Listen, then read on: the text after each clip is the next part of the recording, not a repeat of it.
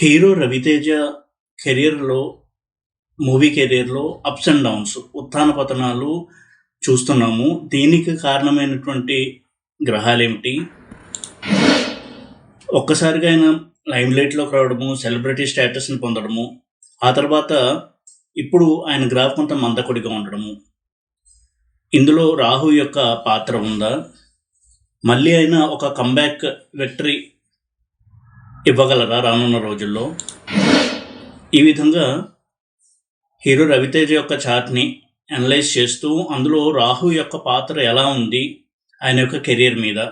ఎందుకంటే నేను ఎన్నో వీడియోలు రాహు గురించి చేస్తున్నాను. ఒక కేస్ స్టడీగా, ఒక రియల్ టైమ్ ఎగ్జాంపుల్‌గా రాహు ఇంపాక్ట్ కనుక ఉన్నట్టయితే కెరియర్ మీద ఎలా ఉంటుంది ఆ ప్రభావము అని తెలియజేయాలనే ఉద్దేశంతో ఈ వీడియో చేస్తున్నాను.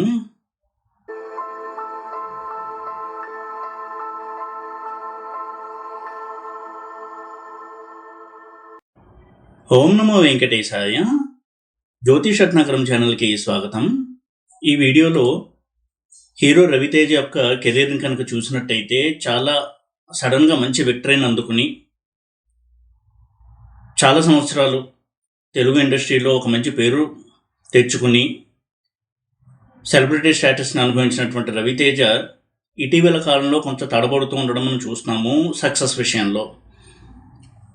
ఇలాంటి సందర్భాలు ఎదురైనప్పుడు రాహు యొక్క పాత్ర ఏంటి అనేది చూసినప్పుడు అందులో స్పష్టంగా కనపడుతూ ఉంటుంది కొన్ని సందర్భాల్లో.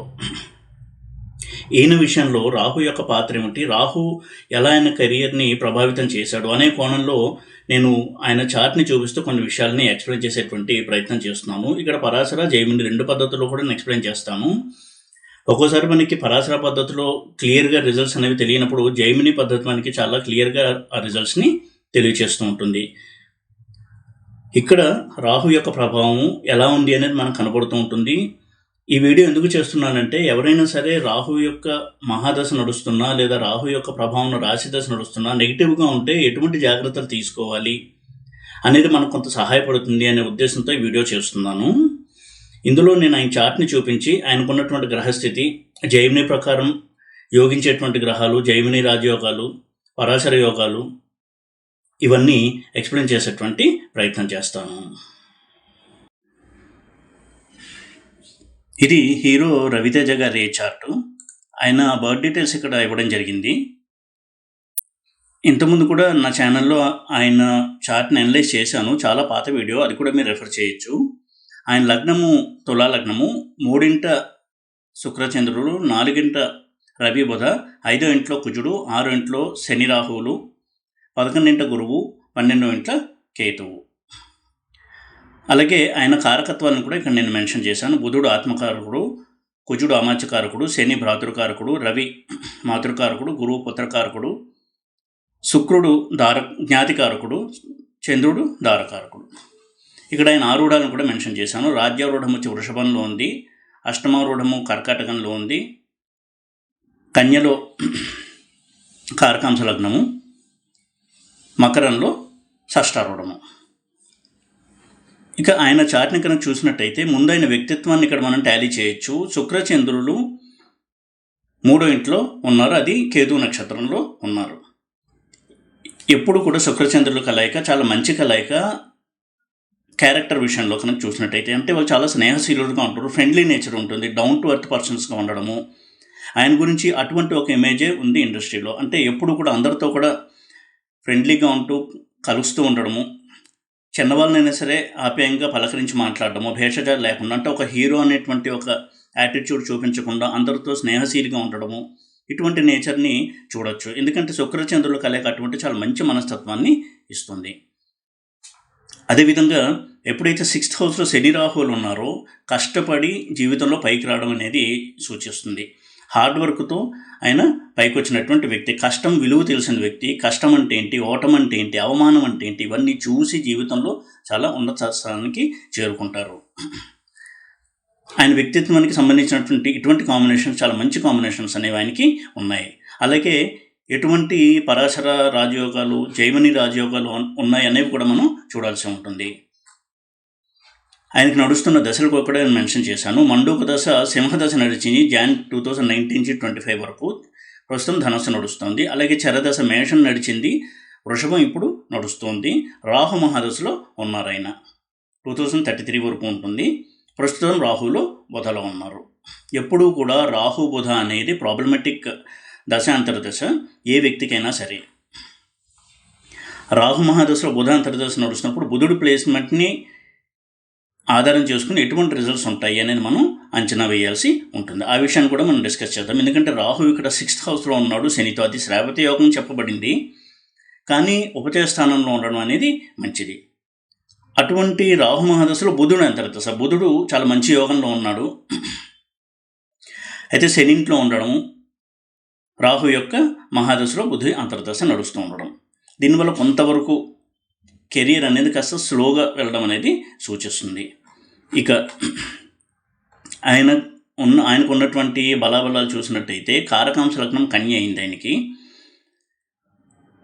కుజుడు శుక్రుడు ఆయనకి యోగదా గ్రహాలు, జైమిని యోగదా గ్రహాలు.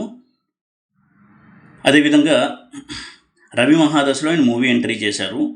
రవి బుధుడు ఇద్దరు కూడా చాలా చక్కటి యోగంలో ఉన్నారు, బుధాదిత్య యోగంలో. అందులోనూ బుధుడు ముందు ఉండి రవి వెనకాల ఉండడం అనేది ఆ యోగానికి ఇంకా బలాన్ని చేకూరుస్తుంది. అస్తంగత్వంలో కూడా లేకుండా ఉన్నాడు బుధుడు. చంద్రుడు వసుమతి యోగంలో ఉండడము, కుజశుక్రులు ఇద్దరు కూడా ఉభయాచార యోగంలో ఉన్నారు. అంటే రవికి 2, 12 ఇంట్లో కుజశుక్రులు ఉండడం అనేది ఆ గ్రహాలకు ఉభయాచార యోగాన్ని ఇస్తుంది. నవాంశలో చూసినట్టయితే ఆయన లగ్నం తుల, చంద్రుడు ఉచ్చలో ఉన్నాడు, శుక్రుడు వృషభంలో ఉన్నాడు. అంటే చంద్ర శుక్రుడు వృషభంలో ఉన్నారు. ఇది చంద్రబలానికి మంచిది. రవి కూడా మేషంలో ఉచ్చలో ఉన్నాడు, బుధుడు ఉచ్చలో ఉన్నాడు కన్యలో. ఆయన నవాంశ కూడా కింద నేను చూపిస్తాను. రాహు వర్గోత్తమంలో ధనస్సులో, గురువు ఉచ్చలో. ఇది ఆయన నవాంశ చార్ట్. ఇక్కడ కూడా చంద్ర శుక్రులకు చాలా మంచి బలం ఉంది. అలాగే రవి కూడా ఎగ్జాల్ట్ అయి చాలా స్ట్రాంగ్గా ఉన్నాడు. కుజుడు సక్షేత్రంలో ఉన్నాడు, బుధుడు ఎగ్జాల్ట్ అయి ఉన్నాడు, అంటే ఉచ్చలో ఉన్నాడు. రాహు వర్గోత్తము, గురువు ఉచ్చ నవాంశులు. ఎప్పుడు కూడా నవాంశులు ఉచ్చ పొందిన గ్రహం చాలా బలంగా ఉంటుంది. D1లో ఉచ్చలో ఉండి నవాంశులో నీచలో ఉండడం కంటే D1లో నార్మల్గా ఉండి మిత్రక్షేత్రంలో ఉండి నవాంశులో ఉచ్చలో ఉన్నట్టయితే చాలా మంచిది. ఆ గ్రహానికి ఆ గ్రహం యొక్క బలం అనేది పెరుగుతుంది. ఆయన దశాంశ చాట్ను కూడా ఇక్కడ చూపిస్తున్నాను. లగ్నం తులా లగ్నము, వర్గోత్తమమైంది. గురువు 2 ఉన్నాడు, 4 రవిచంద్రులు, 5 శుక్రకేతువులు, 6 శని వర్గోత్తమం, 9 బుధుడు, 11 కుజ రాహువులు. ఇక ఆయన కెరీర్ గ్రాఫ్ని కనుక అనలైజ్ చేసినట్టయితే రవి మహాదశలో ప్రవేశం చేశారు. రవి మహాదశ ఆయనకి మంచి స్టార్ట్ని ఇచ్చింది. అయితే చంద్రలో మళ్ళీ ఆయన ఒక మంచి కమర్షియల్ హీరోగా ఎస్టాబ్లిష్ అవ్వడం అనేది జరిగింది.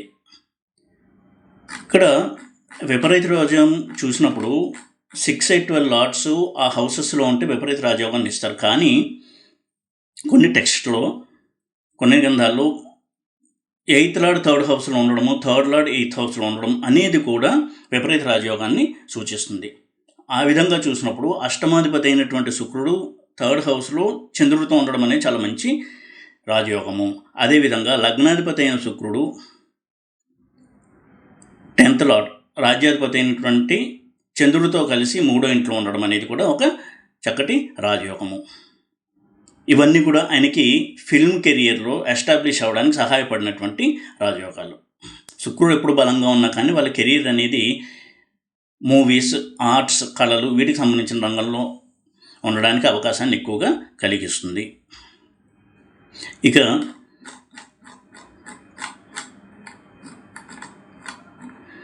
మిగతా విషయాలు చూసినట్టయితే శుక్రుడు యోగద గ్రహం కూడా అయ్యాడు, కాబట్టి ఆ యోగానికి మరింత బలాన్ని ఇచ్చాడు. ఆయన యొక్క దశలు కూడా, మండూక దశలు అవి కూడా సపోర్ట్ చేశాయి. ఎప్పుడైతే సింహం స్టార్ట్ అయిందో ఆయన కొంత స్లో డౌన్ అయింది ఆయన కెరియరు.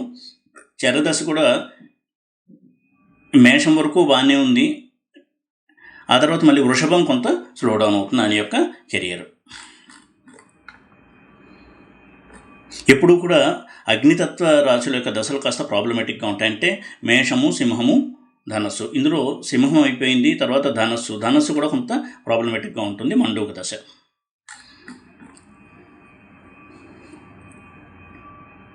అలాగే చరదశ చూసినట్టయితే మేషము, వృషభము తీసుకుంటే మేషం అయిపోయింది 2026 10 years నడిచింది.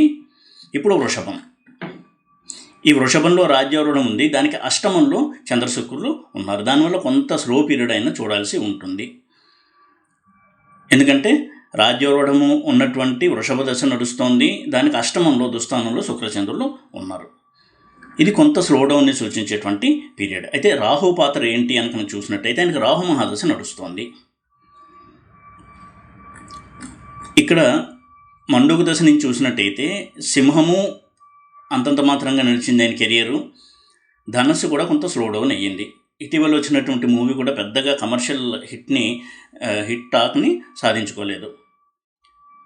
భరత మహాశయులకు విజ్ఞప్తి అయిన సినిమా అనుకుంటా. ఎందుకు అంటే ధనస్సు నుంచి 4వ ఇంట్లో శని రాహువులు ఉండడము. ఈ ధనస్సు దశకి 10th హౌస్లో కేతు ఉన్నాడు, అది కారకంశ లగ్నమైంది. దాని మీద శని రాహువుల దృష్టి, శుక్రచంద్రుల దృష్టి కూడా ఉంది.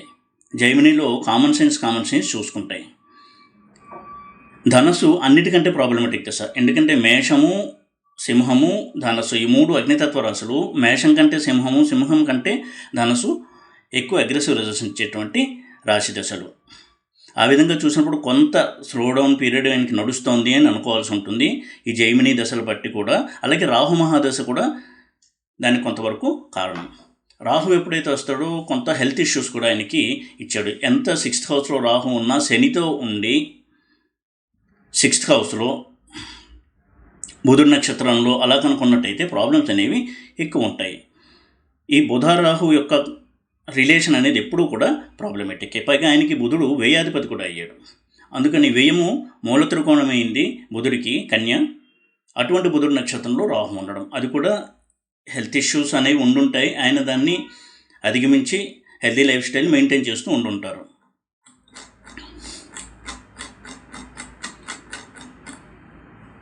ఇక కుజ మహాదశ కూడా ఆయనకి చాలా బాగా యోగించింది. ఎందుకంటే A10 రాజ్యారూఢ నుంచి 10th హౌస్లో కుజుడు ఉన్నాడు, యోగదా గ్రహం అయ్యి. ఇక్కడ A10 అనేది వృషభమైంది, అక్కడి నుంచి 10th హౌస్లో కుజుడు ఉన్నాడు రాజ్యస్థానంలో, యోగదా గ్రహం అయ్యి అమాత్యకారకుడు కూడా అయ్యాడు. ఈ విధంగా జైమినిలో చూసినప్పుడు మనకి క్లారిటీ అనేది ఎక్కువ వస్తుంది బలాబలాల విషయంలో, యోగాల విషయంలో. ఇక మిగతా విషయాల్ని చూసినట్టయితే 7th లార్డ్ కుజుడు 5th హౌస్లో ఉండడం ఒక రాజయోగము. గురుకుజుల పరస్పర వీక్షణ గురుమంగళ యోగాన్ని సూచిస్తుంది. కాబట్టి గురు మహాదశ కూడా ఆయనకి చాలా బాగా నడిచింది. అయితే ఇందాక చెప్పినట్టుగా రాహు మహాదశ కొంత స్లో డౌన్ని సూచిస్తుంది, ఆరోగ్యపరమైనటువంటి ఇబ్బందుల్ని కలిగిస్తుంది. మళ్ళీ గురు మహాదశ వచ్చినప్పుడు ఆయన తనకంటూ ఒక మంచి రెప్యుటేషన్ని సంపాదించుకునేటువంటి పాత్రలు చేయగలుగుతాడు. అయితే గురు మహాదశలో కూడా ఆయన ఆరోగ్య జాగ్రత్తలు అయితే పాటించాల్సి ఉంటుంది.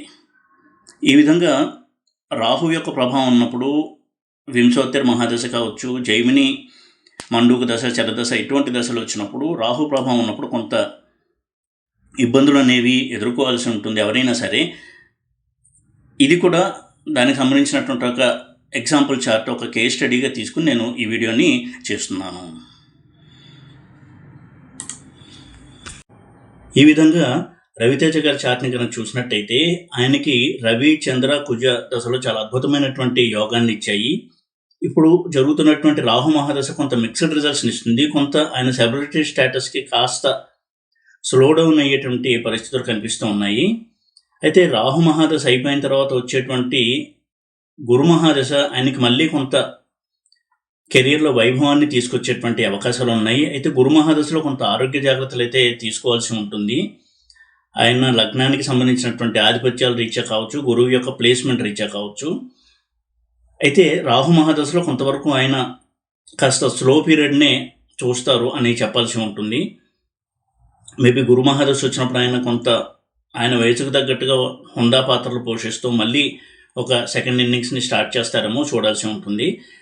ఆరోగ్య విషయంలో మాత్రము కొంత జాగ్రత్త వహించాలి గురు మహాదశలో. అలాగే రాహు మహాదశలో కూడా ఆరోగ్యపరమైనటువంటి జాగ్రత్తలు వహించాల్సి ఉంటుంది. ఈ విధంగా రాహు యొక్క ప్రభావం ఒక వ్యక్తి కెరియర్ మీద ఎలా ఉంటుంది అని చెప్పడానికి, డెమాన్స్ట్రేట్ చేయడానికి ఇదొక కేస్ స్టడీగా నేను తీసుకుని ఎక్స్ప్లెయిన్ చేయడం జరిగింది. ఈ వీడియో కనుక మీకు నచ్చినట్టయితే లైక్ చేసి, షేర్ చేసి, సబ్స్క్రైబ్ చేయండి. ఓం నమో వెంకటేశాయ.